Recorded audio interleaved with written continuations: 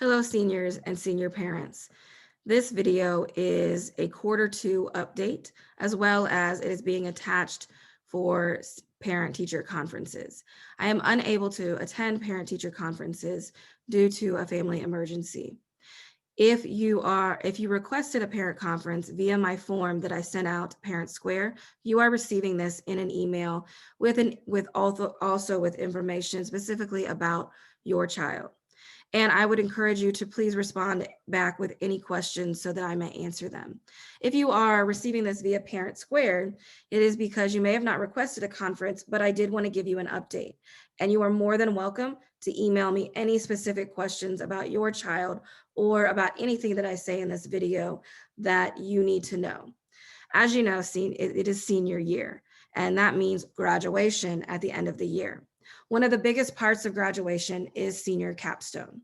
Senior capstone is a fancy way to say a research project. All year in ELA12, students will be working on their research project, AKA senior capstone. Ultimately, I am leading them through step by step so that they are successful and they learn the skills for college and beyond for how to engage in research and how to apply all the skills that they have learned over the last 3 years. And what I'm going to talk about in this video is that progress. I did send a couple of emails throughout Q1. It's been on my website as well, but I think we as human beings often do better with a video or someone we can see talking about it. So I wanted to make sure that we are all on the same page because we are getting ready we are in Q2 now, and it is very important that your senior does all parts of capstone because it is a graduation requirement. ELA12 is a graduation requirement, and ELA12, the whole curriculum is all about capstone. It's all about this research project. So if a student does not pass capstone, they will not pass ELA12 and then will not graduate. And I don't want that to happen. And that is why, as a teacher, as a senior teacher, we step each of the kids through every part of the project. And all we ask is that the students follow us in every single part of the project. So that being said, I'm going to go ahead and share my screen and walk you through some of those things. So what you're going to see here is my website. And parents, you have access to this, as do students.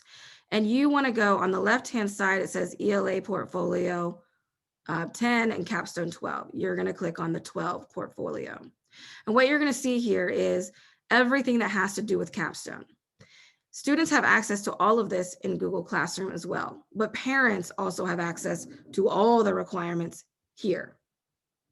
And so what we have is a roadmap. We are a bit behind, but we're going to recover that in Q2. So at the beginning, we had them create an essential question, a guiding question. And this whole project is about something that students are willing to fight for and stand up, something that they feel needs to be changed in this world. So whether that is police brutality, or whether that is something to do with the environment, or something to do with education, or something to do with something that needs to be changed for the better of humanity. Maybe they talk about poverty issues. The sky's gender issues, the sky's the limit here, as long as it is something that they're going to argue for a change. And so students had to create an essential question, AKA a research question. And they submitted a proposal to get it approved. Here's the thing, this proposal has to be submitted in order for them to move on in the project. There are about several, I'd say 50%, 60% even, of my seniors that either did not submit a proposal or did not get it approved and had to resubmit and never did. And so in order for them to move on in the project, they have to have that submitted. And we're going to talk about the fact that this week is a reset week. Last week, I had an amnesty week, and I said, students, turn in anything with capstone, anything, and I will accept it. I did not have many seniors do that. I had some seniors, but I did not have many. This week, if your child has not submitted his or her proposal or has not gotten it approved, that they need to do that by the end of this week on Friday so that I can approve it. We are going to start writing the paper starting next week. We're going to go through the writing process. We're going to do a rough draft. We're going to do our research. We're going to do an annotated bibliography. If a student does not have their proposal, then they cannot move on and they're in danger of failing the capstone. And I don't want that to happen because it is very much linked to graduation, which is why we're having a reset week this week. So please talk to your student about whether or not their proposal has been approved. Even if they have submitted it, there are some that I had to return and ask them to revise something. So please check in with your student. If your student has not done it, they need to get it done, okay? So as you can see, we've got the top proposal and they did the foundation of their website. And that is what they're gonna need when they present in Q4. Think of it like old school PowerPoint and slides. They are creating the website to catch up with the 21st century skills. Because imagine leaving high school knowing how to do that. So that's part of the whole project. Then they're going to do research this quarter. They're going to write their annotated bibliography, their thesis statement. They'll update their website and they'll work on their outline. Their rough draft will be due when we come back from Christmas break, and then they will be finalizing it. They'll be finalizing their final draft as well as updating their website. Okay, in Q3, they'll be not only finalizing their rough draft, AKA making the final draft, they'll be working on a product. So they'll take all their research, this thing that they're gonna fight for, and they will say, how can I get that information out? What platform do I have? And so they'll create a product, a real world product that we will push out into the world. And they'll have to get that approved and they'll update their website. They'll also be reading a novel during that quarter as well. In Q4, it's all about presentation. They're going to be presenting all of their research via the website. And then graduation you see here at the end, and right before graduation, they'll also do a reflection to reflect on the whole year in the process. So as you can see, this builds on, these assignments build. I have several seniors that have not done the assignments they needed to do in Q1 to be successful in Q2. Again, this is a reset week. Please talk to your senior if they are in that position. This is the week, this is kind of the week that if they're behind, they can catch up this week so that they are not stressed out for the rest of the year, so that they are with me. All I ask is that seniors, you just gotta step with me. There is always room for revision, but students who do not do in the first place, it's going to be difficult to revise because they can't give you feedback to help, okay? Going through, so I'm gonna go scroll down here. What I just said is also here in this video of Ms. Whitworth and myself going through the process. Additionally, your student had to make a website. Here are all of the checklists in Q1 that we had to do to build this website. So if your student is missing any of these things, here they are. They have access. They can go back and revise that, okay? It can't really change the grade in first quarter, but it's going to make it stronger. We're going to continue to work on this website. The website is a work in progress, but these are the foundational pieces, okay? So ultimately, I know a lot of our seniors or students in general, they need an example. So what you see here is an example of a website, fake student, but by the end of first quarter, they should have had a home page. They should have had a what matters most page, and this, I believe, their future endeavors, like what they're going to do in their future, their brag sheet, so they can give it to a teacher and say, hey, will you write me a recommendation? And then they had a page about the last lecture, which we read in Q1 that relates to capstone. So your student has the ability to look at these, and we as teachers, Ms. Whitworth and I, keep constantly updating for examples so that they can see the layout and so forth, okay?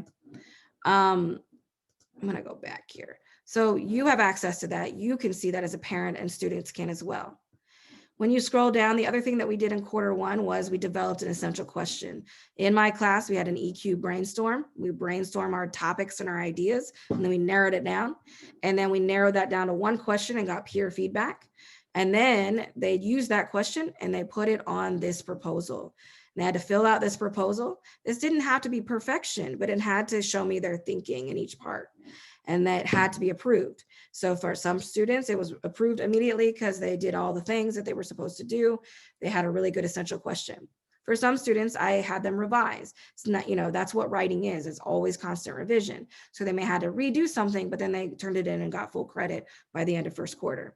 If your student has not done a proposal, they have to do a proposal. They will no longer get credit for it because quarter one is over. But in order to move to step two, what we're doing in quarter two, starting week 2, they have to have the proposal. If they don't, then they can't move on. So could you, if you talk to your student about that, make sure they open it and show you. If they need another copy, they can even pull it from this website, but it's also in Google Classroom.